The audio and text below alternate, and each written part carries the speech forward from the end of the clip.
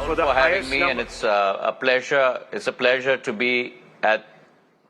Sorry, it's a pleasure to be at the conclave, and I'd like to thank the channel, and I'd also like to greet the viewers through you. Wonderful, wonderful. India recently breached its record for the highest number of daily passengers post the pandemic.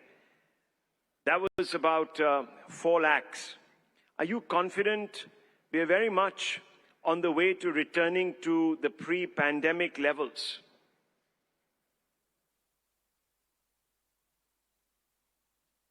Well, Rahul, the devil is always in the details, and the last week has shown that there has been a very healthy bounce back for a sector that was extremely beleaguered and hit extremely hard by the pandemic.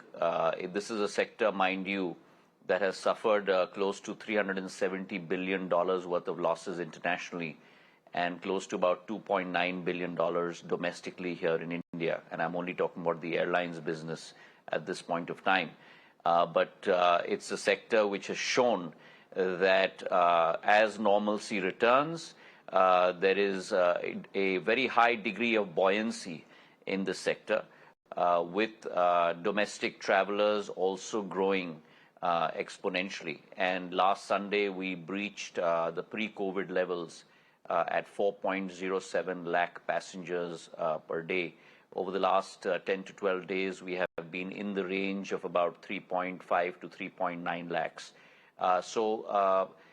These are good signs, early signs though, but good signs, and the important thing is to be able to maintain this healthy trend as we move forward.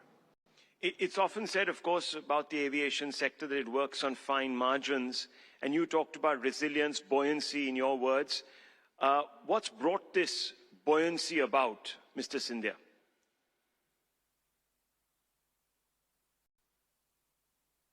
Well, I think if you look at the sector from a structural point of view, this challenge and this pandemic has also forced the sector to look inwards and bring about a paradigm shift, both from a sectoral point of view and from a governance point of view. There are many things that we have done different within the ministry as well over the last year and a half or so, where we have brought about major changes in policy, whether it be directly with regard to airlines, where we've slowly but surely brought back capacity to 100% on the 18th of October last year, international capacity back to 100% on the 27th of March this year, and along with that also the concept of putting in place fare caps where you are protecting both the customer on the upside of too exorbitant fares and protecting the airlines on the downside as well. Of course, the biggest challenge, as you're well aware, Rahul, has been the phenomenal rise in air turbine fuel costs. They have risen almost by 60 to 70% in the last 10 to 12 months, almost at a record high of 112,000 a kiloliter, and up almost about 5 times from a 2-year ago level of close to 25,000 rupees a kiloliter. Now that presents a huge challenge for the sector, keeping in mind that 40% of the cost structure comes directly, is directly attributed to fuel. And in a business that has been running losses, that translates into 40% of revenue structure, where you have pretty much no control. And so the balance 60% has to meet all costs and a profit margin.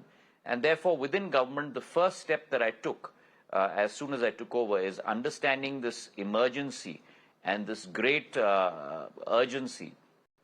I wrote personally to 22 chief ministers. I conversed with them over video conference. I pleaded with them. I made the case out for economies of scale. If you bring down the VAT levels on ATF, then not only will you have greater number of flights coming into your state, but also a higher amount of refueling will happen within your state. And the case in point for you is very early days. when Kerala and Andhra Pradesh, almost about 5 or 6 years ago, brought down the VAT levels, there was an increase of almost 12 to 14% on flights within the first 6 months. And I'm glad to report to you through your channel that 13 states, through our efforts, have brought down VAT levels from a prohibitive level of 25 to 30% down to just 1 to 4%. And through your channel, I'd like to thank the chief ministers of all those states, the lieutenant governors of those union territories that have been extremely helpful to us in being able to do that. So we've had large states in that mix, like the state of Gujarat, the state of Madhya Pradesh, the state of Uttar Pradesh. We've had hilly states and northeastern states as part of that mix, the states of Uttarakhand, Himachal Pradesh, Haryana, northeast states like Arunachal Pradesh and Tripura. We've had union territories such as J&K and Ladakh, Andaman and Nicobar, the Lakshadweep Islands. And so there's been a wide variety of states that have moved towards a lower tax regime, and that has resulted in greater refueling in these states. For example, in the state of, in the UT of J&K, Srinagar has experienced a 360% rise in refueling since they brought down VAT. So the economies of scale and the Laffer curve economic theory works that as you bring down tax rates, revenues go up. So prior to my taking over, we had 12 states that were in a lower VAT regime of 1 to 4%, 24 states that were within the 20 to 30% bracket. Today, that position has completely reversed. We have 25 states that are within the 1 to 4% regime, and we have only 11 states left that are between the 20 to 30% regime. And I'm going to assiduously work with those balance 11 states to try and implore them to bring down their levels as well, and therefore engage with greater amount of flights and passengers flying from their states. Well, that's very important, simply because there have been, of course, demands from the industry representatives to bring ATF under GST, and that's an ongoing conversation. And we just heard the Finance Minister, Nirmala Sitharaman. So if the states are now quite open to I think it's taking important the cue. that it's important that the ministry acts proactively, and therefore, even though we are pending ATF coming under GST, I took it upon myself to make sure that I engage with states and bring down the VAT level directly to 1 to 4%. So the fact that we've been able to convert almost 25 states onto this side of the bandwagon means that a lot of the advantage also of going through GST today is now slowly accruing to the airlines by lowering the level of VAT. So we still have some way to go because we still have 11 states left. But the work is on, and when either of those two events happen, the advantage in terms of cost-benefit analysis will accrue to the airlines. So are you saying that that obviates the need for ATF to be brought under GST if you organically push the states into adopting, perhaps, as you said, a more open stance on lowering the duties? Well, I think it has to be a two-pronged approach. One, in the interim, I have to ensure that we bring more and more states down to a lower tax regime, therefore the economies of scale argument working in their favor. However, longer term, it's much more efficient, both from a taxation point of view and from an industry point of view, to have ATF under GST, because then you get an output tax credit as well. Things are much more streamlined, and I think it becomes beneficial both to the government as well as to airline companies to have a much more streamlined tax system in place.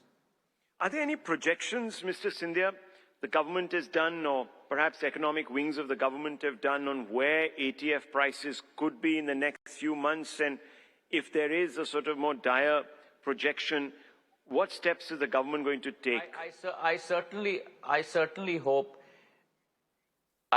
hope that these spikes or hikes that we have seen are transient in nature, because both you and I know that there are events that have unfolded across the world which have led to these hikes and great amount of volatility on oil as well as ATF. And I do hope that once things normalize, then you will see ATF also coming off its peak. I do certainly hope for that, but in the interim, we have to do whatever we can do best to make sure that the bleeding of the airlines does stop. Any conversations in government, for instance, to perhaps increase the exposure to purchases from Russia? A lot of people are saying that one way of obviating the challenges we are facing with regards to fuel crude prices rising in general could be to increase our exposure to purchases from Russia. Any conversations around that, Mr. Scindia? Well, I think the basket that the government is looking at is widely diversified. And that is something that's a prerogative of the MOPNG, the Ministry of Petroleum and Natural Gas, and I would not want to encroach onto their turf in terms of advising what would be best in terms of a diversified mix basket of crude for India. I'm sure that they're doing their best in terms of making sure that we get crude at the cheapest levels from across the world. Let me come back to the squeeze on margins, etc., and the pressures that builds. Now, there has been a demand to do away with the fare caps. And you yourself have said that, look, profitability has always been an issue with running airline businesses. What is your view on this? The airline companies want this cap to be removed, but there's a question of also protecting passenger interests.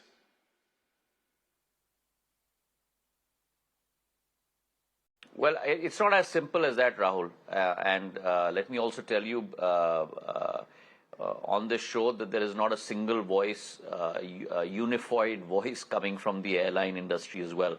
I think if you spend some time with them, you will see the diversity of interests that are voiced within the airlines. And as you are probably aware, I have 8 advisory groups that I've set up within the ministry because I believe that intellectual property does not vest within me as the minister or the ministry officials alone.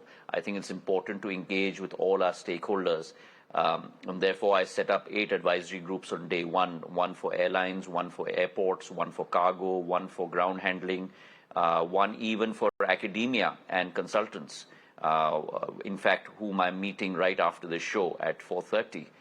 In my office, and therefore the input we are gathering across the board from all of these advisory groups, and I act on the basis of what is the best strategy going forward to evolve the ecosystem of aviation in India.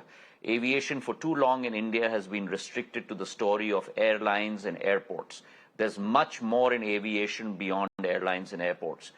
For example, MROs, flying training organizations, cargo, ground handling, new technologies, manufacturing, which is taking very strong roots in India, along with Boeing and Airbus and Tata's, setting up manufacturing units in Hyderabad and Bangalore and so on and so forth.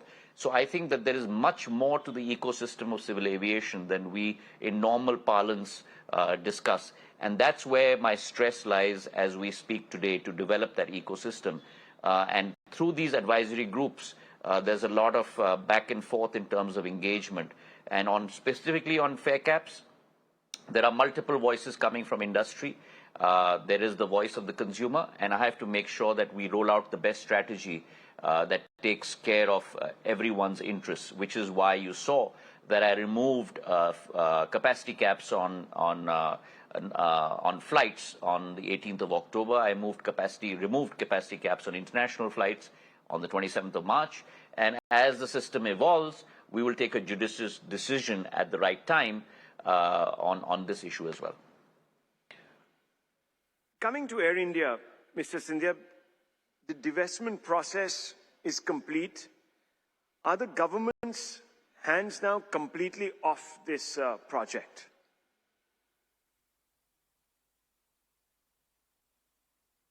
Oh, absolutely. It's firmly in the hands of the private company, the Tatas, namely Thales, and they are handling all the affairs. In fact, just 3 days ago, Rahul, we disengaged Alliance Air's booking system also from Air India. and now Alliance Air does its own booking system for its fleet. And therefore, I wish the new managers of Air India and the new management all the very best. I'm very confident that in the new hands that it's in, it will rise to new heights. They have some very concrete plans in place, and at the end of the day, I do hope that the customers' interests are much better served by the new management. Well, the reason why I brought that question up was because recently Air India had nominated the Turkish person as an MD. His name is Mr. IEC, and CEO designate for Air India. And many people felt that the decision was clearly opposed by those that the government considers are influencers on the right. And there was, of course, a huge amount of conversation because the RSS's Swadeshi Jagran Manch had raised concerns about Mr. Aichi's links with the Turkish president, Mr. Erdogan. Can you talk us a little bit through what really happened there, the government's response also to Tatas, etc.? How did that work out? Well, once Air India has become a member of the Tata Group, then the Ministry of Civil Aviation does not interfere in any decisions that is made by a private entity. That is solely and wholly their decision. And I do not think that the attribution that you have made to certain institutions is correct at all in any form whatsoever. At the end of the day, that is a decision that they have made to engage or not to engage a certain person. And the Ministry of Civil Aviation certainly has had no interference with that decision. Well, the Tata Group had noted in its statement that the appointment was, and I'll quote them, subject to requisite regulatory approvals, unquote. As per the regulations, any top-level personnel change in an airline based in India requires the approval. The Ministry of Civil Aviation, which as part of its approval process, gets the candidate's security clearance from the MHA. That suggests that perhaps your ministry does have some sort of a role.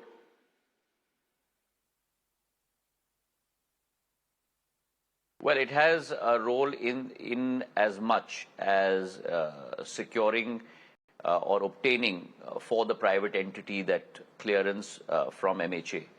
But as I said to you earlier, that's a decision that the Tata Group have taken in their judicious decision-making process, and that's something that we have to respect.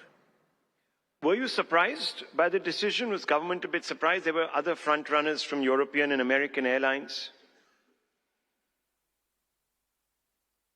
Rahul, it is not our business to be surprised or happy or disappointed or X or Y. I mean, if Times Now tomorrow changes their CEO, that's not our prerogative. But it's not as simple as that, is it, sir? Because as we all know, the government does have a say in clearing security for the CEOs of airline companies in India. There is a security angle involved. You're absolutely right. But as I mentioned to you earlier, that's a decision that the Tata Group have taken. Okay, because that's a whole separate ball game. Yes, of course, in the private sector, you don't appoint our CEO, and we don't, of course, take clearances from you. But in the airline sector, it does happen, and that's why I raised that question. So let me go back to the question that we're talking about, which is with respect to Air India and the transition. When we spoke the last time, you talked about how concerns with respect to the employment of staff, among other members, had been addressed by the government. But there are those, for instance, apprehending eviction from staff quarters in Mumbai and are considering approaching the Bombay High Court. Will the government be stepping in to resolve such pending issues as well, or is this also now completely in the ken of the new management of Air India? I think No, I think it's important to clarify that as far as the residential accommodation of Air India is concerned, for 6 months, there was going to be a holding period for everyone who was living in their premises. And post that, then they would have to find other places if the need so arises. And I think that's something that was very much part of the agreement, as we had mentioned to you on your show. And I think whatever steps are being taken are according to that. But I think the case that you're pointing to has to do with MILE, has to do with the Bombay airport, Yes. and not with the Air India staff in particular. So that's an engagement between MILE and Air India. It's not an engagement with regard to the government and the Air India staff in particular. Okay, let me come back to a statement you made in Parliament last month. And there you seem to be very critical of the UPA government and its handling of the airline as well as the entire process of making it profitable. You said, and I quote, "Due to the wrong decisions taken during the UPA government, the financial condition of Air India continued to deteriorate and losses kept increasing. Air India, which was in profit 14-15 crores in 2005-06, had to face a loss of 85,000 crores in the next 14 years, unquote. Now, Mr. Scindia, can you elaborate on this a little bit? Because there was also a time, of course, where many people talked about perhaps the UPA government deliberately moving to undermine, subvert Air India's interests to favor private operators.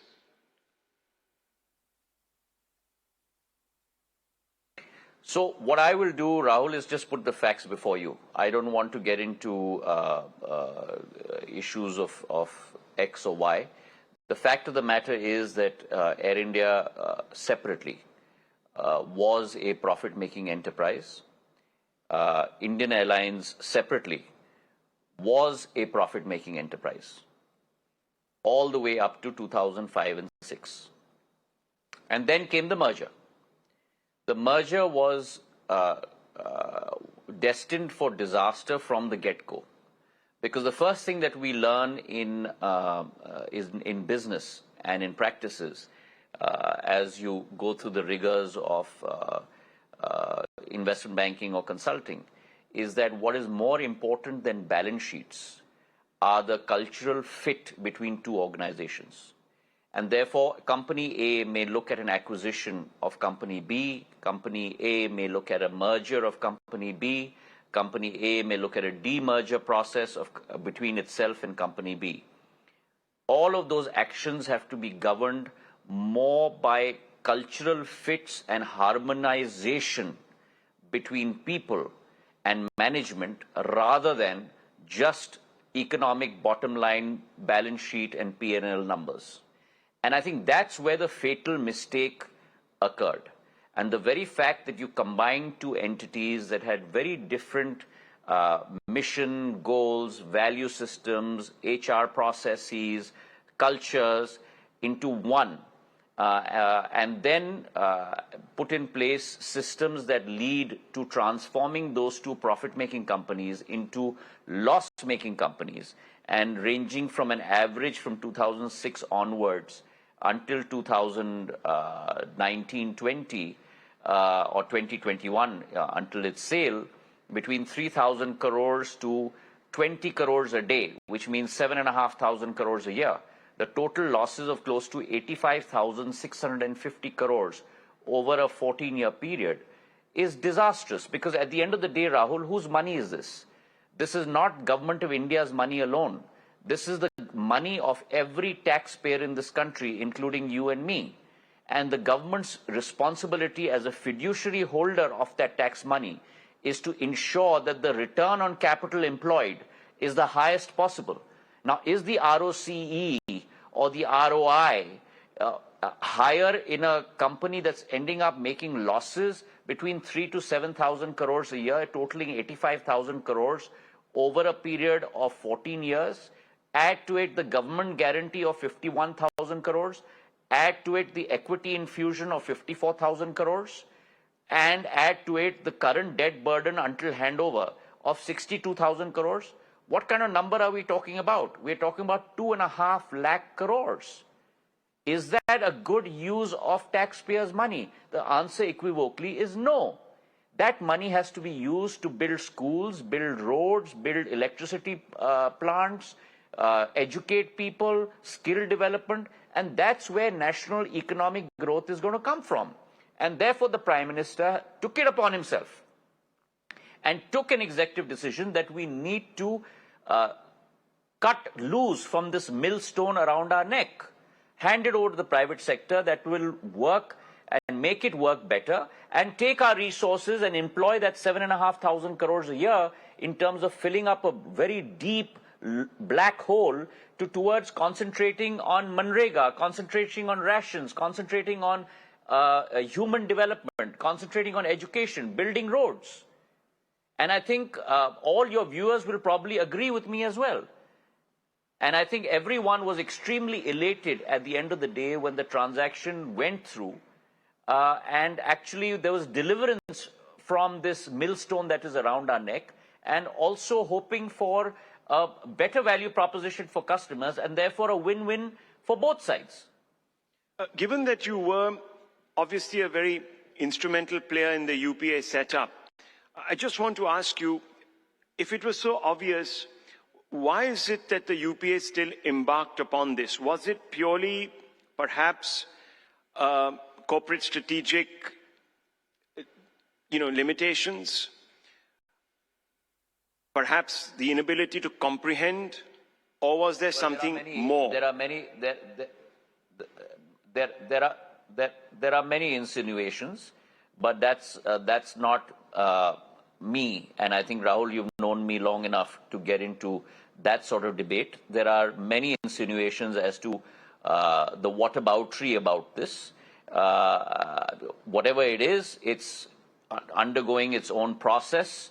Having said that, this transaction is behind us, and we must now look in the here and now and look into the future and build our civil aviation industry in India.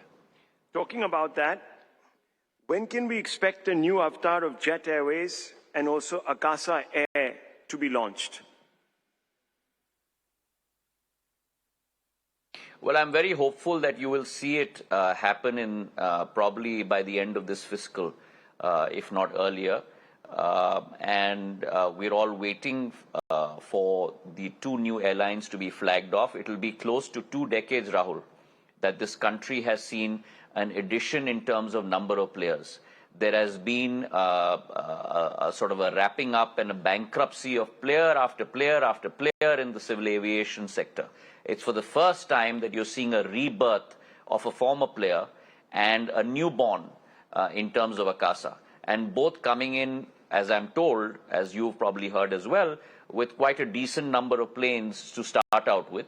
And let me add here as well, the Prime Minister's prerogative and his thought of हवाई चप्पल वाले भी हवाई सफर कर पाए, उड़े देश का आम नागरिक. That Udan program, which we don't talk about enough, which resulted in close to 180,000 flights in the last 5 years, new flights, and 93 lakh passengers who would have never traveled in their lives before, who traveled on the basis of Udan, has spawned in its wake 11 airlines, of which 3 are new startups. So you have seen over the last 4 or 5 years a new buoyancy and a new environment growing in civil aviation. They're not the names that you and I recount every day, because they're regional transport aircraft and regional transport airlines with a fleet of 2 or 3 or 4 or 7 or 8 or 10. But this Udan program has resulted in that. And now the mainstream sector on the narrow-bodied side, on the ultra-low-cost carrier side, the ULCCs, we'll see 2 new carriers come in. Jet may be a hybrid of the 2, which is ULCC and full-service carrier, but you're going to see new 2 entrants after almost 2 decades. My final question to you, Mr. Scindia. You have a big vision. You elaborated on the vision the last time we spoke. you're looking to raise a great amount of private capital. You want private participation. Many people are saying that the recent spate in communal tensions in many states where there will be brownfield projects implemented is going to serve as a deterrent to investment. How do you look upon this commentary?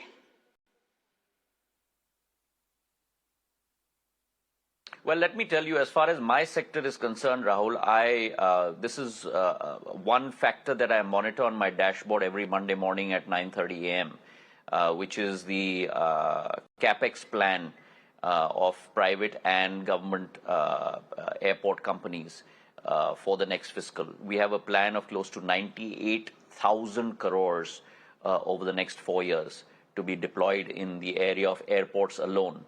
Of this, 25,000 crores is going to be coming from Airports Authority of India, 22,000 crores in 42 current airports expansions, building new terminals, and 3,300 crores in terms of 3 new greenfield projects, Hollongi, Dholera, and Hirasar, another project in Gujarat. The private sector is looking at close to about 67,000 crores in terms of new investment. 7 in current brownfield projects, Bombay, Delhi, and so on and so forth, and close to about another 31,000 crores on 3 new greenfield projects, of which Jewar is one, Navi Mumbai is one, and Mopa Goa is one, and there's one more I'm forgetting. So there is a very, very rapid expansion that's going to take place in this sector. As I mentioned to you, we had 74 airports prior to 2014 in 70 years of India's independence. And in the last 8 years, we have built 67 airports, the last being Keshod, which I just inaugurated last week, which has raised India from 74 airports to 141 airports today. And it is my intention by the year 25-26 to take this number close to 200 airports in India.